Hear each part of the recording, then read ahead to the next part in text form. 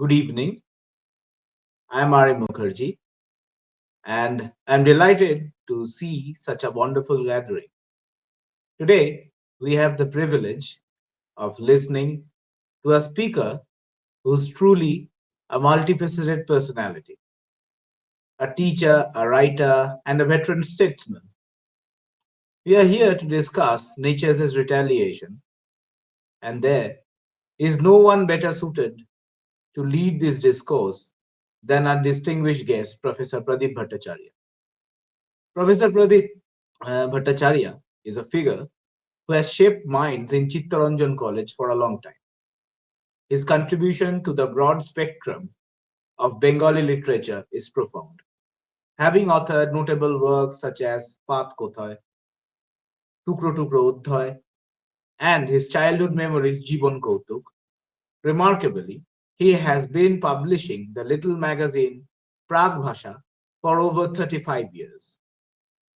He has been serving as a council member and a life member of the Asiatic Society for a long time. The Honorable Speaker is also a life member of Bharat Sabha, or it's also known as the Indian Association. The Honorable Speaker is also associated with various educational institutions and social organizations, and he also keeps himself busy with various social welfare works. However, many of you know him as a stalwart of Indian politics. He is a senior leader of the Indian National Congress.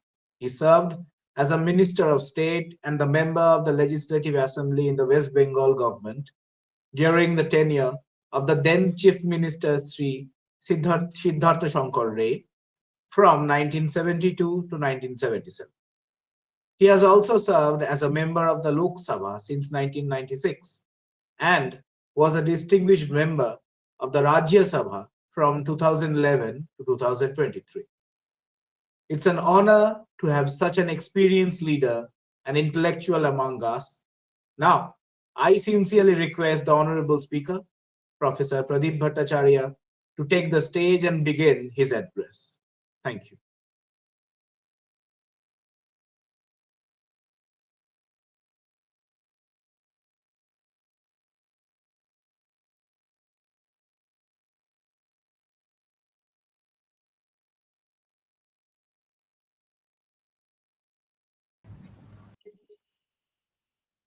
প্রথমে আমি আন্তরিক শুভেচ্ছা এবং অভিনন্দন জানাবো modak একাডেমিকে, those who have taken this decision to discuss this environmental problem nowadays we are facing.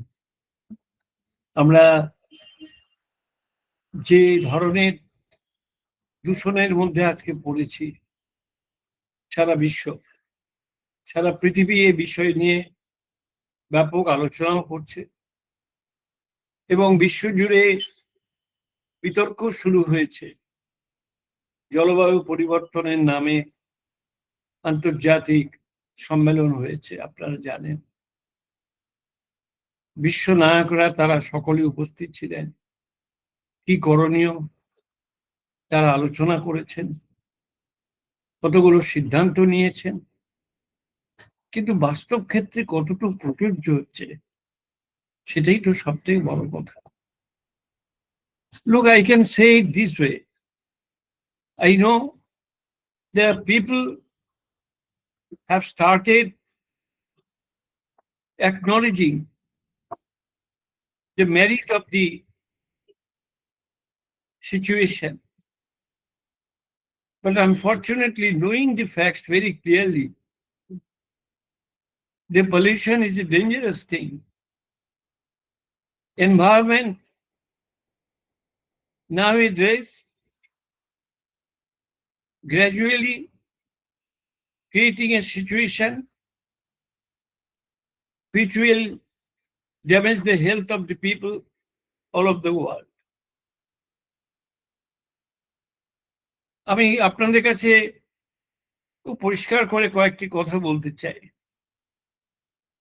এই যে academic ডিসকাশনটা আজকে এখানে ফ্লোট করেছেন, it is really very good. সাধারণ মানুষ আমরা অনেক সময় জানি না যে আমরা কতবার অন্যায় কাজ করছি, প্রকৃতির বিরুদ্ধে আমরা এমন নির্মম ভাবে অত্যাচার শুরু করেছি। The way we are trying to crush, we are trying to destroy the environmental position, that creating a tremendous harassment to the generations together. আমি বারে বারে এটা বলবার বোঝাবার চেষ্টা করেছি বহু লোককে যে আমাদের একটু সচেতন হওয়ার প্রয়োজন আছে। We should know what we are doing. এই দেখুন সাধারণ একটা জ্ঞান, আমরা পলিথিন ইউজ করি, কে না জানে যে পলিথিন ইউজ করা পলিথিন গুলো কিভাবে কার্যকারী হয় না হয়, কি হয় না হয় কে না জানে। Everybody knows it. In spite of that, we are utilizing this thing. We are habituated of doing this business. কিন্তু আজকের দিনে অবশ্য বলছে আমরা রিসাইকেলিং করব, বলছে রোড তৈরি করার জন্য, রাস্তায় পিচ ঢালার জন্য এই পলিথিনের নাকি ব্যবহার হতে পারে। It may be true, may be correct, may be wrong, I wrong. আমি তো আর এই বিষয়ে কিছু বলতে পারবো না। কিন্তু আমি যেটা বুঝতে পারছি সেটা হচ্ছে তিনটে জিনিস। এক, বিজ্ঞান এবং প্রযুক্তি, সায়েন্স অ্যান্ড টেকনোলজি আজকে অনেক দূর বিস্তৃত হয়েছে, মানুষের জ্ঞান ব্যাপকভাবে প্রসারিত হয়েছে। People have understanding, people have understood it very clearly that they have the power to control the erosion. Even erosion is not only in the river but even in the ocean. And they have been doing this thing. In Scandinavian countries, they have done this thing. In our country, in Sundarban area, we have been trying to do this thing to control the flood. We are utilizing all this technology. But in spite of that, in every year, we have been facing a serious problem. We cannot stop this thing.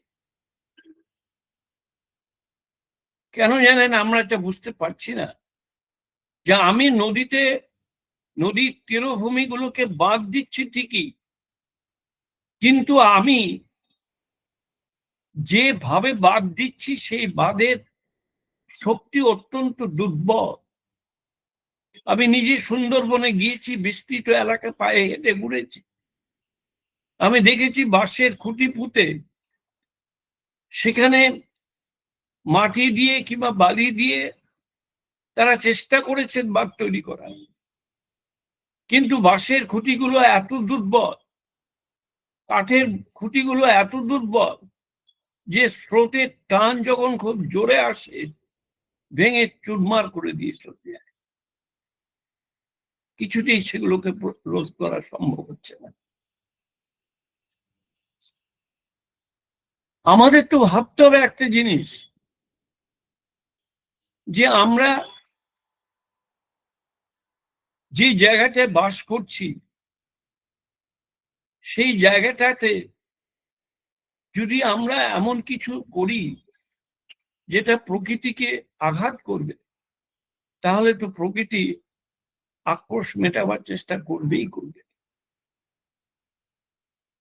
দেখুন, আমি দীর্ঘকাল colliery এলাকায় union করেছি। আমি খনি অঞ্চলে শুধুমাত্র কয়লা খনি নয়, অন্যান্য খনি অঞ্চলেও গেছি, মাটি গর্ভেও নেমেছি। বিশেষ করে কয়লা খনি অঞ্চলে, আসানসোল কয়লা খনি অঞ্চলে মাটির তলা ফাঁপা। কেন জানেন তো? কারণ হচ্ছে ওখান থেকে কয়লা তুলে নেওয়ার পর ওই জায়গাগুলোতে স্যান্ড পাইলিং করতে হয়। বাট আনফর্চুনেটলি কোনো সেই স্যান্ড পাইলিং হয় না ঠিক মতো। কেন এই যে স্যান্ড পাইলিং হয় না, এর জবাব কি দেবে? আপনারা শুনলে অবাক হবেন যে দামোদরের কাছাকাছি বরাকর এলাকার বিস্তৃত অঞ্চল, যেটা হচ্ছে জিটি রোড, তার তলাটা একেবারেই ফাঁপা। ইভেন রানীগঞ্জ স্টেশন যদি কোনোদিনও ধসে পড়ে যায়, তাহলে অবাক হবার কিছু থাকবে। তাহলে আমরা এটা করছি কেন? কারণ মানুষ মনে করছে যে আমাকে কয়লা তুলতে হবে, আমার নতুন যে টেকনোলজি, সেই টেকনোলজিকে ইউটিলাইজ করার জন্য, আমার ইস্পাতের জন্য, আমার অন্যান্য ইন্ডাস্ট্রি চালানোর জন্য আমার কয়লার প্রয়োজন আছে, আমাকে করতে হবে। আজকে এই জিনিসগুলো যদি আমরা না বুঝতে পারি, আমরা যদি নিজেদের সংযত করতে না পারি, গভর্নমেন্ট যদি প্রয়োজনীয় ব্যবস্থা না নেন,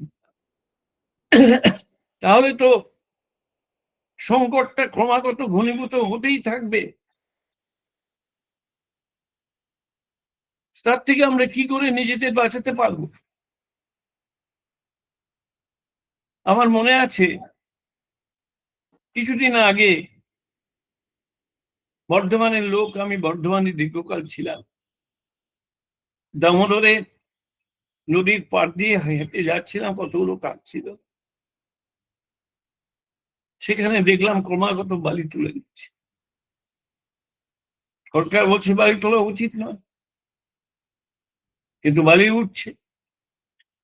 প্রতিদিন মিডিয়াতে আপনারা দেখতে পাবেন উত্তরবঙ্গে, দক্ষিণবঙ্গে, ভারতবর্ষের বিভিন্ন জায়গায় নদীর যে চর, সেই চর থেকে বালি উঠছে তো উঠছে তো উঠছে।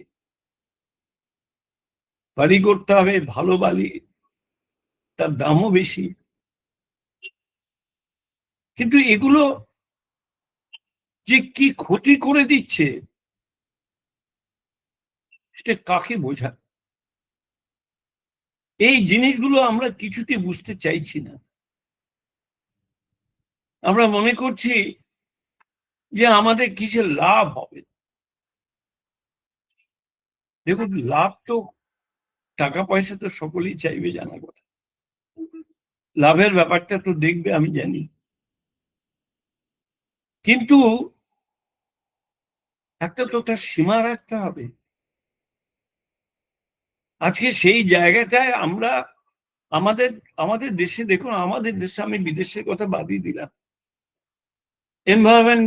এনভায়রনমেন্ট দেখার জন্য, পরিবেশ দেখার জন্য দিল্লিতে বিশাল বাড়ি আছে, মন্ত্রী আছে, রাজ্যে মন্ত্রী আছেন, পরিবেশ দেখার জন্য অসংখ্য আইন আছে। আমি নিজে পার্লামেন্টে দীর্ঘদিন ছিলাম। বোধহয় ইন্ডাস্ট্রি করতে গেলে পরিবেশ মন্ত্রকের পারমিশনের প্রয়োজন হয়, কিন্তু পরিবেশ মন্ত্রকের পারমিশনটা মিলছে কি করে? যদি পরিবেশ মন্ত্রকের পারমিশন মেলে, পরিবেশ মন্ত্রকের পারমিশন যদি জরুরি হয়, তার মাথার উপরে তো একটা সরকার বসে আছে। এই যেমন ধরুন পাঁচলা এলাকায়, নদীর ধারে বিস্তীর্ণ এলাকা কাদের ছিল? আদিবাসীদের। শাল, সেগুন, মেহগিনি, অসংখ্য গাছ, বিউটিফুল জায়গা। নদীর এপারটা বর্ধমান, ওপারটা বীরভূম। যারা গেছেন তারা আমার সঙ্গে একমত হবেন। সেখানে এখন কয়লা খনি হচ্ছে বলছে, ওই সুন্দর জায়গাটা। কয়লা খনির জায়গায় কয়লা কোথায়? তলায় তো পাথর, কিন্তু গাছ কেটে ফাঁক করে দেওয়া হচ্ছে, এবং গভর্নমেন্টই করছে। কিন্তু কয়লা তোলার জন্য তো আরো অনেক জায়গা আছে। গাছগুলো কাটার কি প্রয়োজন ছিল? বলছে আমরা অন্য গাছগুলো লাগাবো। যে গাছ তুলে নেওয়া হচ্ছে সেই জায়গায় অন্য জায়গায় গাছ লাগানো হবে। প্রকৃতির মধ্যে আমরা একটা ব্যালেন্স রক্ষা করব। কিন্তু কি হচ্ছে কি সত্যি কিছু হচ্ছে? একটু সেদিন উত্তর 24 পরগনায় আমাকে অনেকে নিয়ে গিয়েছিলেন, গিয়ে দেখলাম একটা জলাভূমি 4-5টা বাড়ি উঠতে আরম্ভ করে দিয়েছে। স্থানীয় বাসিন্দারা বললেন যে আমরা করবো কি, আমাদের কিছু করার নেই। আমরা বারবার মিউনিসিপ্যালিটিকে বলেছি, সরকারকে বলেছি, কিন্তু আমরা যত্রতত্র ব্যবহার করে নিচ্ছি জলাভূমি, ভরাট করে দিয়ে সেখানে বাড়ি তৈরি করে দিচ্ছি। এই জিনিস চলবে কতদিন? আর এইগুলো যদি আমরা চালাতেই থাকি,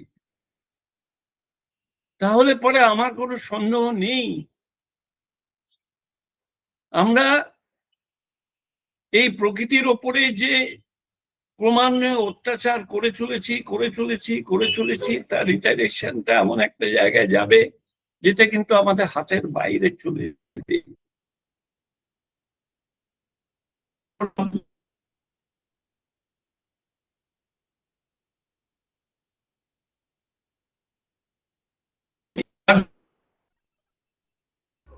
স্যার, আপনার আওয়াজটা কেটে শুনে কেটে আসছে।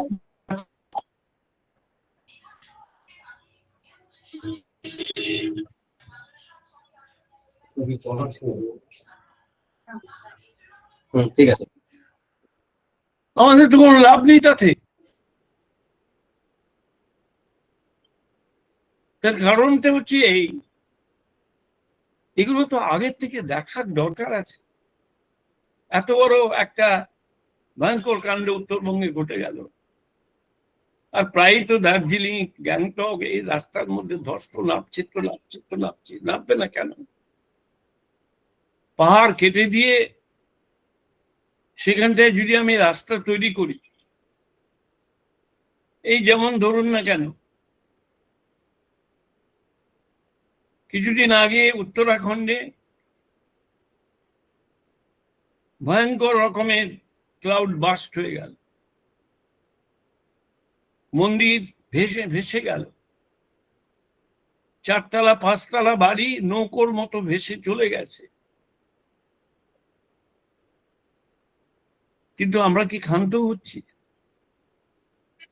আমরা এখনো ক্ষান্ত হচ্ছি না, এবং ক্ষান্ত হওয়ার কোনো লক্ষণও আমি দেখতে পাচ্ছি না।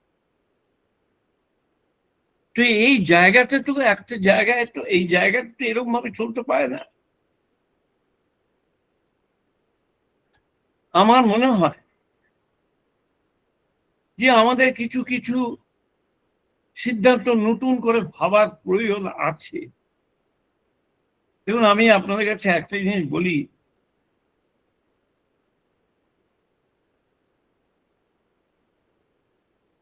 all over India in the last 5 years massive cloud burst, flood, landslide is occurring because we are engaging in illegal construction of housing, hotel, roads, etc. Kedarnath massive cloud burst has occurred. Flood in North Bengal and Duars region has occurred. Massive landslide has occurred in a different places in Uttarakhand, Himachal Pradesh, etc.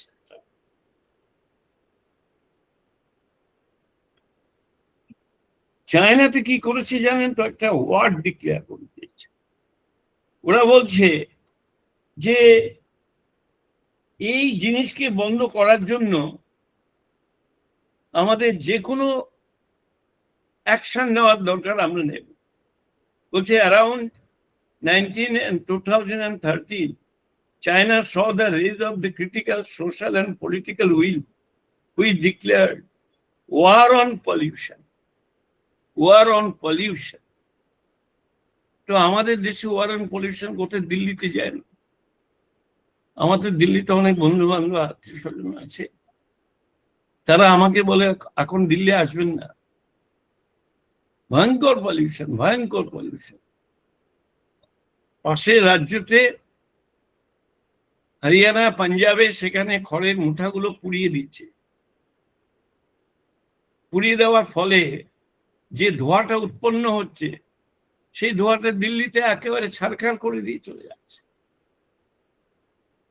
আর প্রতিদিন বলছে কি, প্রতিদিন বলছে যে lung এমন ভাবে আমাদের ক্ষতিগ্রস্ত হচ্ছে যে প্রতিদিন লোকেরা হসপিটালে আসছে, ভর্তি হচ্ছে, কাশি হচ্ছে, সর্দি হচ্ছে, লাং ইনফেক্টেড হচ্ছে। তারা বলছে ওষুধ দিয়ে আমরা কত সারাবো, ওষুধ দিয়ে তো এই জিনিসকে বন্ধ করা সম্ভবপর নয়।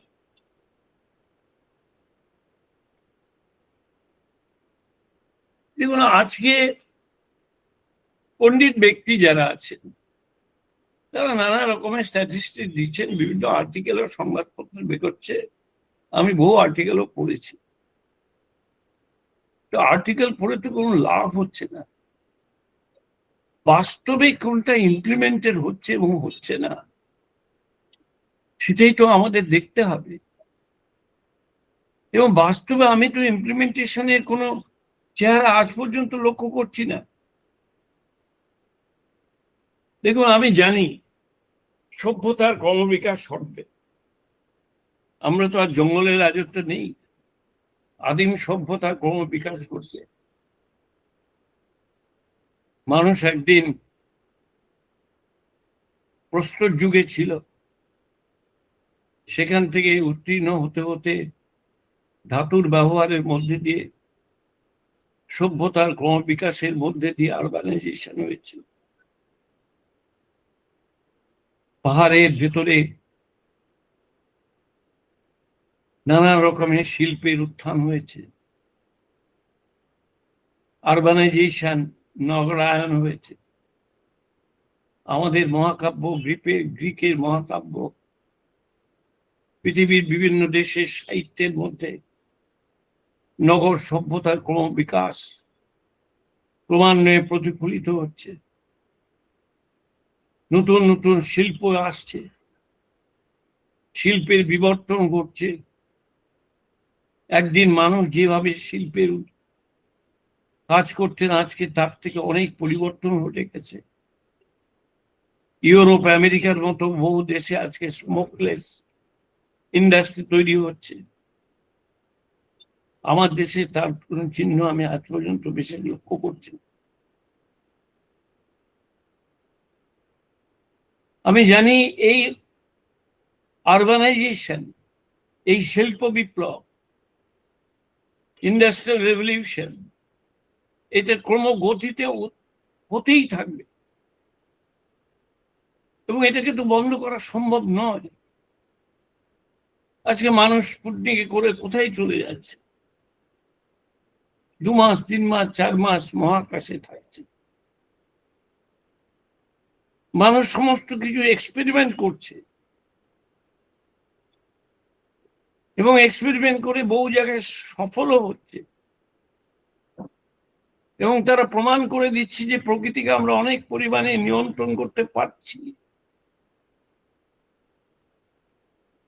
কিন্তু মানুষের এই যে একটা অদ্ভুত ধারণা তৈরি হয়ে যাচ্ছে যে আমাদের জীবনের বিকাশের সঙ্গে সঙ্গে বিজ্ঞান প্রযুক্তির উত্তরণ আমাদের জীবন ধারাকে শুধু নয়, আমাদের পারিপার্শ্বিক পরিস্থিতিকেও আমূল পরিবর্তন ঘটিয়ে তুলবে, সমাজকে নতুন নতুন রূপ দেবে। আমাদের যানবাহন চলাচল, আমাদের থাকার জায়গার সবকিছুর মধ্যে আমূল পরিবর্তন আসবে। তো আমি তো এটা বুঝতে পারি না যে যেখানে বিজ্ঞান আমাদের জীবন ধারাকে এত পরিবর্তন করে দিচ্ছে, সেখানে বিজ্ঞানের এই যে চর্চার মর্মমূলে যে জিনিসটা থাকা দরকার, যে প্রকৃতিকে কতখানি নিয়ন্ত্রণ করব আর কতখানি প্রকৃতির ওপরে ছাড়বো, এই যে ব্যালেন্স, এইটা কেন আজ পর্যন্ত তৈরি হচ্ছে? আমি তো পরিবেশ বিজ্ঞানী নই, আমি একজন সাধারণ মানুষ হিসাবে আমার বারবার এই প্রশ্নটা আসে যখন আমি কোনো ক্ষেত খামারে যাই, পাহাড় অঞ্চলে যাই, জঙ্গলে যাই, নদীর তীরভূমিতে যাই। বারে বারে মনে হয় যে আমাদের জীবন ধারার মধ্যে তো অনেক পরিবর্তন, কিন্তু সব পরিবর্তনটাকেই যদি আমরা মনে করি যে প্রকৃতিকে আমরা বা পাশে সরিয়ে রাখবো, প্রকৃতি কিছু ব্যাপার নয়। যে কোনো দিন যে কোনো রকমের ভাবে আমরা প্রকৃতিকে নিয়ন্ত্রণ করে নিতে পারি। দিল্লিতে পলিউশন আটকানোর জন্য বলছি বৃষ্টির প্রয়োজন, আর্টিফিশিয়াল কৃত্রিম উপায়ে বৃষ্টি হবে। তো কৃত্রিম উপায়ে তো বৃষ্টি করার চেষ্টা করবে, পলিউশন কমেছে? পলিউশন কমেনি। তার কারণ হচ্ছে পলিউশন কমানোর জন্য যে পদক্ষেপগুলো দরকার। আজকে অটোমোবাইল ইন্ডাস্ট্রি আমার দরকার, অটোমোবাইল ইন্ডাস্ট্রির জন্য প্রচুর গাড়ি। সিএনজি এসছে, কিন্তু সিএনজির পরিবর্তে আমরা এখনো পর্যন্ত ফসিল অয়েল আমরা বেশি ব্যবহার করছি। আমরা লক্ষ লক্ষ কোটি কোটি গাড়ি সারা পৃথিবী, সারা ভারতবর্ষ করে বানিয়েছে। এই কলকাতায় দেখুন না, কলকাতা শহরটা রাস্তা কত কম। দিল্লি, মুম্বাই, মাদ্রাজে যে পরিমাণ রাস্তা আছে, কলকাতায় রাস্তার সংখ্যা তার থেকে অনেক কম। কিন্তু গাড়ির সংখ্যা কম কি? গাড়ির সংখ্যা কম না। আপনি যদি বলতে চান যে গাড়ির সংখ্যা কমান, রই রই করে উঠবেন, বলবে আধুনিক জীবনে আমার গাড়িটা একান্ত প্রয়োজন। আর সত্যি আপনি কি বলবেন? গাড়ির প্রয়োজন নেই।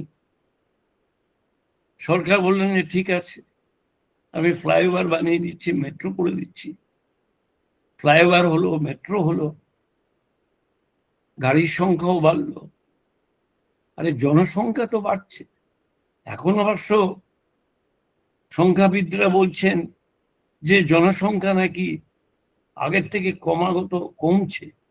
আমি জানি না কতখানি সত্য কতখানি মিথ্যা, কিন্তু গাড়ির হিসাব দেখলে তো বুঝি গাড়ির সংখ্যা তো বাড়ছে। তাহলে জনসংখ্যা যদি না বাড়ে, গাড়ির সংখ্যা বাড়ছে কি করে? হতে পারে কেউ কেউ বলছেন যে মানুষের হাতে অনেক টাকা এসে গেছে, একটা ফ্যামিলিতে আগে একটা গাড়ি ছিল, এখন 4টে গাড়ি। দিল্লিতে, কলকাতায় রাস্তা, আমি যে 59A পাম এভিনিউতে থাকি, আমি যখন ওই বাড়িতে এসেছিলাম 1972-তে প্রথম, সে ধরুন আজ থেকে প্রায় 50-52 বছর আগে, একটি গাড়ি ছিল। আজকে রাস্তা দিয়ে পার হওয়া যায় না, এত গাড়ি। আমার বক্তব্যটা অন্য যায়। আমার বক্তব্য হচ্ছে ক্রমবিকাশ সর্বত্র ঘটবে, এটা স্বাভাবিক। মানুষের হাতে অর্থনৈতিক ক্ষমতা বৃদ্ধি পাবে, এটা স্বাভাবিক। কিন্তু এই স্বাভাবিক অগ্রগতিকে কোন জায়গাটায় আমাদের আটকাতে হবে, কতখানি অগ্রগতি হলে পরে ভবিষ্যৎ জেনারেশন, আজকে ধরুন যার বয়স 12, 13, 14, 15, 20 বছর পর তার জীবনটা কিভাবে বাঁচবে, সেই চিন্তাটা কি আমাদের করতে হবে না? এখন থেকে যদি সার্বিক পরিকল্পনা না হয়, একসময় আমাদের দেশে প্ল্যানিং সিস্টেম ছিল, এখন প্ল্যানিং বোর্ড আর নেই, অন্য ইয়ে অর্গানাইজেশন তৈরি হয়েছে, ঠিক আছে, নো প্রবলেম। কিন্তু কথা হচ্ছে যে একটা সার্বিক পরিকল্পনা, ভবিষ্যৎ জেনারেশনের কথা ভেবে সার্বিক পরিকল্পনা, এটা কি আমরা ভাববো না? আমরা যদি আজকে না ভাবতে শুরু করি, তাহলে ভবিষ্যৎ জেনারেশনের কাছে কিন্তু আমাদের কোনো উত্তর থাকবে না। তাই আমি এই মোদক একাডেমিকে আন্তরিক ধন্যবাদ দিই, আন্তরিকভাবে শুভেচ্ছা দিই যে আপনারা এই যে একটা চিন্তাধারা ফ্লোট করবার চেষ্টা করেছেন, নিয়ে আসার চেষ্টা করেছেন, সবাইকে শুনিয়ে সবাইকে ডেকে নিয়ে এসে এর একটা প্ল্যাটফর্ম তৈরি করছেন, মানুষকে সচেতন করবার চেষ্টা করছেন, এটা নিঃসন্দেহে অত্যন্ত ভালো হচ্ছে, এ বিষয়ে কোনো সন্দেহ নেই। এবং আমি মনে করি যে এইটাকে আরো প্রসারিত করা দরকার। এটা শুধুমাত্র 50, 60, 100, 150, 200 মানুষের মধ্যে নয়, এটাকে আরো বিস্তৃত ভাবে কিভাবে করা যায়, এটাকে একটা সোশ্যাল রেভলিউশনের মধ্যে আমরা কিভাবে নিয়ে আসতে পারি, সেই জিনিসটা আজকে আমার মনে হচ্ছে আমাদের ভাবা একান্ত প্রয়োজন হয়ে পড়েছে। এটা যদি একটা সামাজিক সংগ্রামের অঙ্গীভূত বিষয় করে তুলতে না পারি, তাহলে কিন্তু আমাদের ভবিষ্যৎ একটা অনিশ্চিত পরিস্থিতির মধ্যে তৈরি হয়। সেই জায়গাটার থেকে কিন্তু আমরা কেউ বেরিয়ে আসতে পারব। আপনারা দেখবেন যে কোনো হাসপাতালে যান, ফুসফুসের রোগের সংখ্যা ক্রমান্বয়ে বাড়ছে। তার কারণ তো এই পলিউশন একটা ব্যাপার। কিন্তু আমরা খালি ওষুধ খাচ্ছি, আলোচনা করছি, কিন্তু সমস্যার সমাধানে কোনো রাস্তা এখনো পর্যন্ত আমরা বার করবার কোনো চেষ্টা করছি না। দেখুন, আমাদের এই পৃথিবীতে আণবিক অস্ত্র নিরস্ত করা হচ্ছে।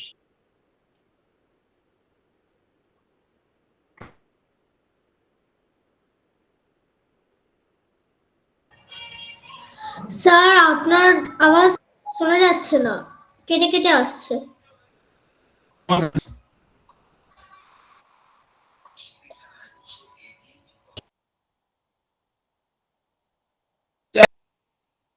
আমার নিজে মনে হচ্ছে যে রাষ্ট্রনায়কদের এই বিষয়টা নিয়ে, যেমন যুদ্ধকে কমানো যেমন তাদের একটা প্রয়োজনীয় পদক্ষেপ বলে তারা মনে করছেন, সেটা যেমন ঠিক, এটাও তো একটা যুদ্ধ। এই জায়গাটাকে তো আমাদের একটা ব্যবস্থা অবশ্যই করা প্রয়োজন।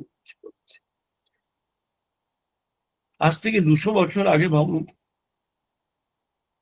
এত পলিউশন তো আমাদের দেশে ছিল না, পৃথিবীতেও ছিল না, 100 বছর আগেও ছিল না, 50 বছর আগেও যদি ধরে, তাহলেও দেখবেন এত পলিউশন ছিল না। তার কারণটা কি জানেন তো? আমাদের চাওয়ার একটা লিমিটেশন ছিল, যে আমরা এইটুকু চাই, এর বেশি আমাদের চাওয়ার দরকার নেই। এখন আমাদের চাওয়া আনলিমিটেড হয়ে গেছে, আরো চাই, আরো চাই, আরো চাই। প্রকৃতি কত দেবে? আপনি মাটির তলার থেকে তেল তুলছেন, তো লিমিট আছে। খনিজ পদার্থ তুলছেন, তার তো লিমিট আছে। আপনি তো ওই খনিজ পদার্থ তুলে আর নতুন খনিজ পদার্থ ঢোকাতে পারছেন না। যেখান থেকে কয়লা উত্তোলন হচ্ছে, কয়লা তোলা হচ্ছে, সেই জায়গাটা তো আপনি নতুন করে আর কয়লা ঢোকাতে পারছেন না। তাহলে তো আপনাকে অল্টারনেটিভ বিকল্প পথ তৈরি করছে, অল্টারনেটিভ প্যাসেজ তৈরি করতে, অল্টারনেটিভ অ্যারেঞ্জমেন্ট করতেই হবে। এখন বলছে আমরা সোলার করব। কটা জায়গায় হয়েছে বলুন তো সোলার? ভারতবর্ষের কটা স্টেটে, কতগুলো অঞ্চলে, কতগুলো ভিলেজে, কতগুলো শহরে আমরা এখনো পর্যন্ত সোলার নিয়ে আসতে পেরেছি? তার কারণ হচ্ছে কি, সোলারের থেকে যে বিদ্যুৎ উৎপাদন হবে, সেই উৎপাদন করার জন্য যে মেশিনারির দরকার, তারও উৎপাদন সীমাবদ্ধ। সুতরাং সোলার তো আপনি সর্বত্র নিয়ে আসতে পারছেন না। আমরা আমাদের মা বোনেরা একদিন আমাদের ঠাকুরমা, আমাদের দিদিমাকে দেখেছি উনুন জ্বালাতে। আজকে উনুনের দিন শেষ হয়ে এসছে, কেরোসিনের স্টোভ বন্ধ হয়ে গেছে, ইলেকট্রিকের স্টোভ বন্ধ হয়ে যাচ্ছে, এখন আমরা গ্যাসে ব্যবহার করছি। এই যে গ্যাসটা আমরা ব্যবহার করছি, এরও তো লিমিট আছে। সেদিন আমাদের তো সোলারের উপরে, সূর্যের উপরে অনেকখানি নির্ভর করতে হবে। তো বিজ্ঞানকে তো সেই পথে নিয়ে যেতে হবে। বিজ্ঞানকে শুধু ঝামা তৈরির জন্য কারখানা করতে হবে, কোন রাস্তায় তৈরি করতে হবে, সেইভাবে বিজ্ঞানকে নিয়ে গেলে বিজ্ঞানের অপব্যবহার হবে। বিজ্ঞানের ব্যবহার যদি মানুষকে বাঁচানোর জন্য হয়, তাহলে বিজ্ঞানের আবশ্যকতা অনেক অনেক বেশি পরিমাণের থেকে। এবং মানুষ যে পারে না তা তো নয়। করোনার সময় এই ভয়ঙ্কর অবস্থার মধ্যেই ভ্যাকসিন বেরিয়ে গিয়েছে, মানুষ দুর্ভোগ ভোগ করেছে, সবই সত্যি, কিন্তু মানুষকে বাঁচিয়েও দিয়েছে আধুনিক বিজ্ঞান, আধুনিক ওষুধ ব্যবস্থা। সুতরাং মানুষ যে পারে না, বিজ্ঞান যে পারে না তা তো নয়।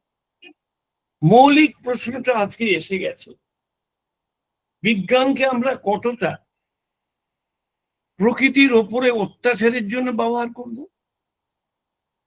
আর বিজ্ঞানকে কতটা মানব কল্যাণের জন্য ব্যবহার করব। আমরা যদি প্রকৃতির ওপরে নির্মম অত্যাচারের জন্যই বিজ্ঞানকে ব্যবহার করি, তাহলে প্রকৃতি কিন্তু সহ্য করবে না বেশি। গান্ধীজি বলতেন প্রকৃতি আমাদের প্রচুর দিয়েছে, কিন্তু প্রকৃতির তো একটা সীমাবদ্ধ পরিস্থিতি তো আছে, সেও তো একটা, তারও তো একটা সীমারেখা আছে। যদি আমরা এই সীমারেখার বাইরে চলে যাব মনে করেই থাকি, তাহলে প্রকৃতি যেদিন বিরূপ হয়ে উঠবে, সেদিন তার ওই ভয়ঙ্কর রূপের কাছে কিন্তু আমরা ভেসে যাব, আমরা কিছুই করতে পারব। এই তো কয়েকদিন আগে কাগজে পড়ছিলাম, সমুদ্রে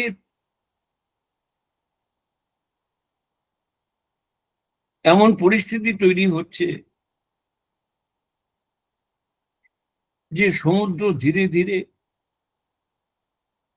অনেক বেশি পরিমাণে আক্রমণাত্মক হয়ে উঠছে। কি করে নিয়ন্ত্রণ করবেন? আজকে এই পরিবেশটির এই যে এই জিনিসগুলোকে যে বিভিন্ন বৈজ্ঞানিক পর্যালোচনা করছেন ঠিকই, কাগজে বেরোচ্ছে ঠিকই, বিজ্ঞানের বইয়েতে তো অনবরত লেখা হচ্ছে, আমি নিজে অনেকগুলো আর্টিকেল পড়েছি। উষ্ণায়ন একটা বড় ইস্যু হয়ে দাঁড়িয়েছে।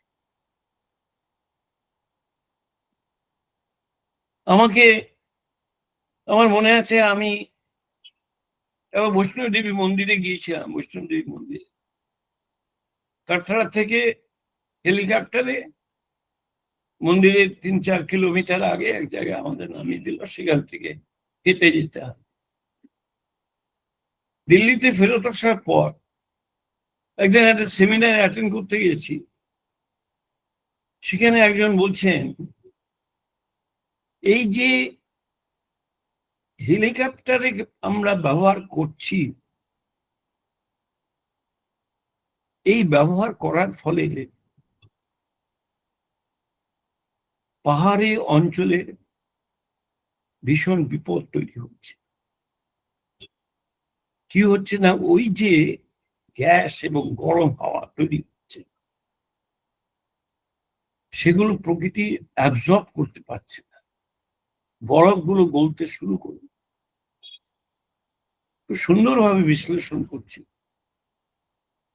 আমার তো মনে হচ্ছিল যে আমার তো খুব মজা করে ঘুরে চলে এসেছি, আমাদের কত ভালো হয়েছে। কিন্তু এর যে বিষময় ফলটা ধীরে ধীরে কোথায় গিয়ে দাঁড়াচ্ছে, সেইটা তো আজকে উপলব্ধি করতে হবে ভবিষ্যৎ জেনারেশনের জন্য। আমরা সেই জায়গাটাকে কেন আটকাবার চেষ্টা করবো না? কেন বুঝছি না আমরা এই জিনিসটা? আমি আবারও বলছি, আমাদের সমাজে আমরা অনেক কিছুর ব্যাপারে, অসামাজিকতার বিরুদ্ধে, জাতিভেদের বিরুদ্ধে, ধর্মীয় সংকীর্ণতার বিরুদ্ধে, অনেক কিছুর বিরুদ্ধে সামাজিক, রাজনৈতিক বিভিন্ন স্তরে আন্দোলনে সামিল হই। পরিবেশকে রক্ষা করার জন্য কেন গণ আন্দোলন আমরা তৈরি করব না? এই মৌলিক প্রশ্নটাই আজকে মোদক একাডেমির মারফত আপনাদের কাছে আমি তুলে ধরব। কেন আমরা গণ আন্দোলন তৈরি করব না? আমাদের পরিবেশ আমাদের রক্ষা করতে হবে।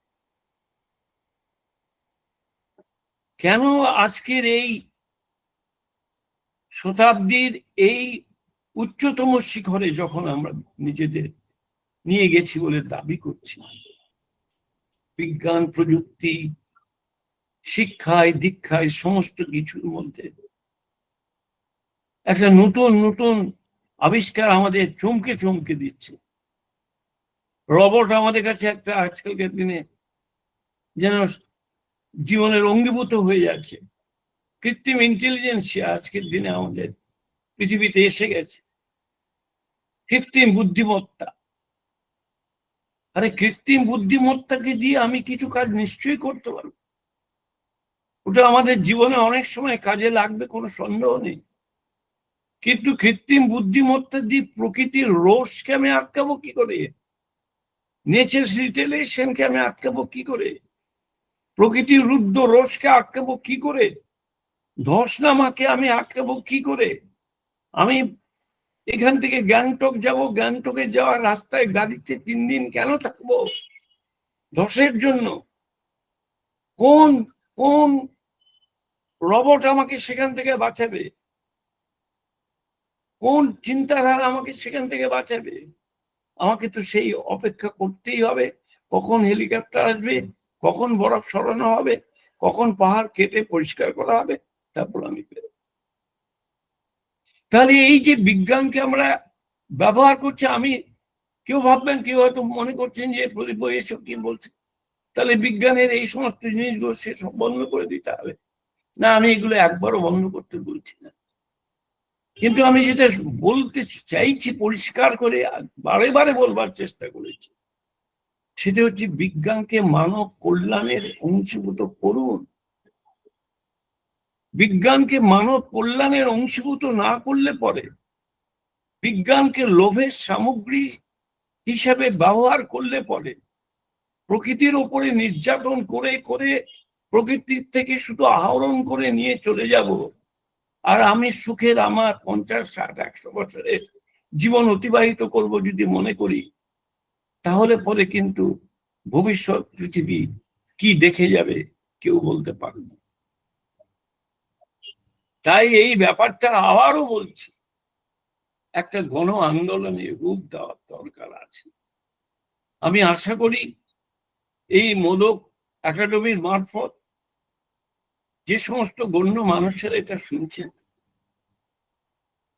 তারাও নিজেদের এলাকায় ব্যাপকভাবে এটি আলোচনা করবে, কিভাবে কি করা যেতে।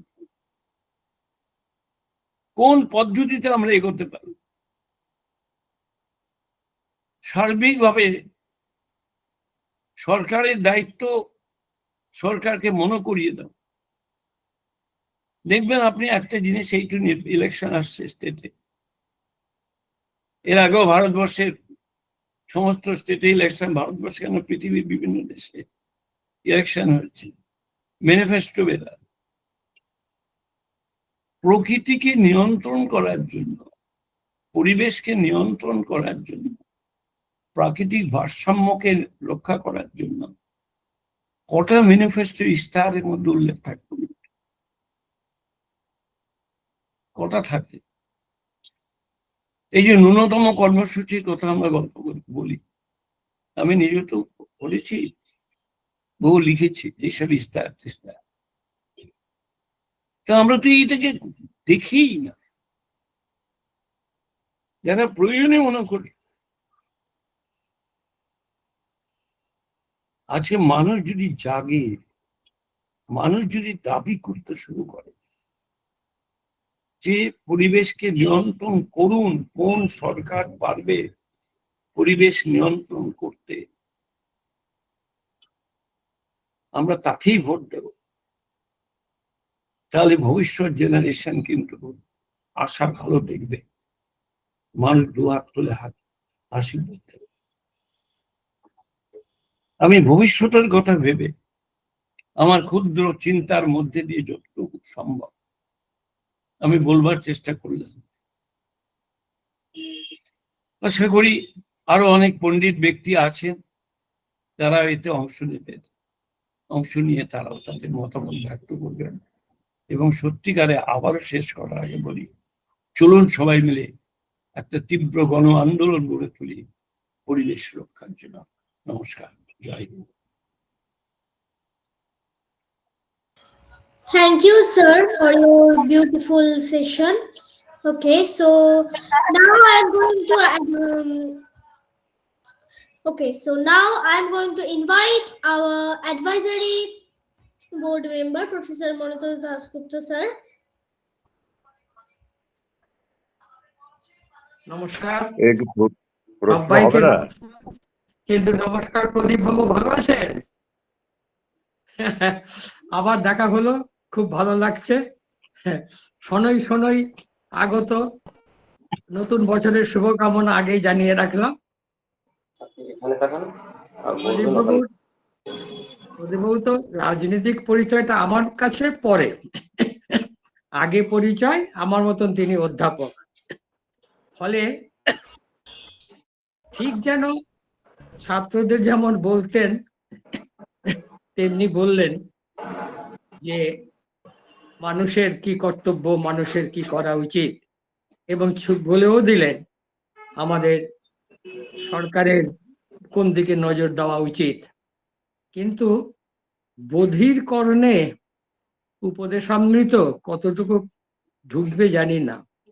উঠে পড়ে সবাই লেগেছেন স্বাধীনতার 100 বছরে নাকি 100 গিগাওয়াট পরমাণু বিদ্যুৎ তৈরি করবেন।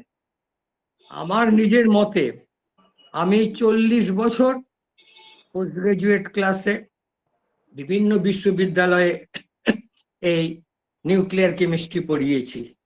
আমার মতে শান্তির জন্য পরমাণু চর্চা, পরমাণু বিদ্যা চর্চা সোনার পাথর বাটি।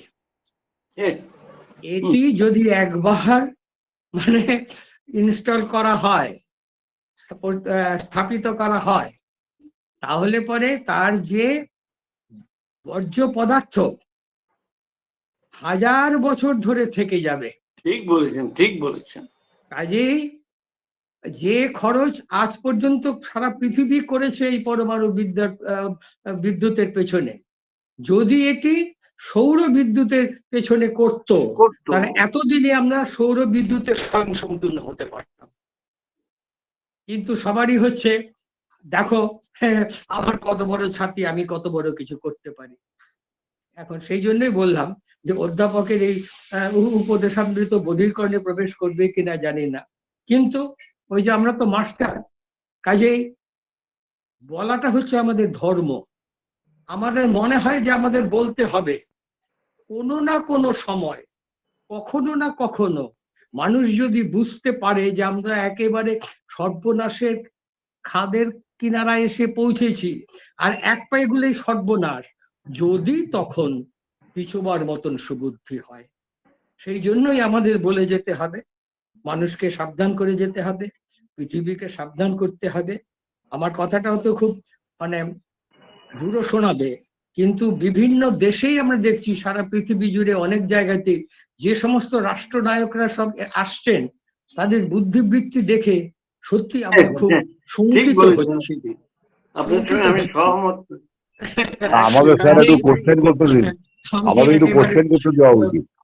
ভট্টাচার্যের সঙ্গে, প্রদীপ বাবুর সঙ্গে সহমত হয়ে বলছি যে আমাদের এই কাজ করে যেতে হবে, মানুষকে সচেতন করবার চেষ্টা আমাদের চালিয়ে যেতে হবে, মানুষের সুবুদ্ধি ফুলুক এই কামনা করি।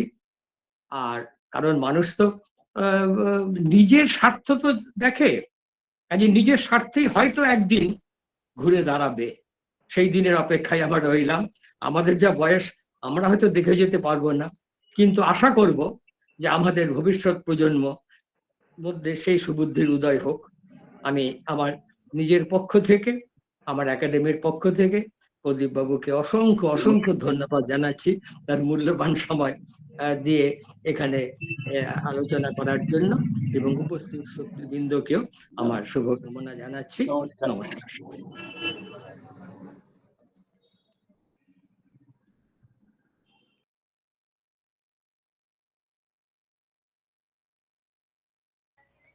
Okay, thank you, sir. Now, bye to everyone.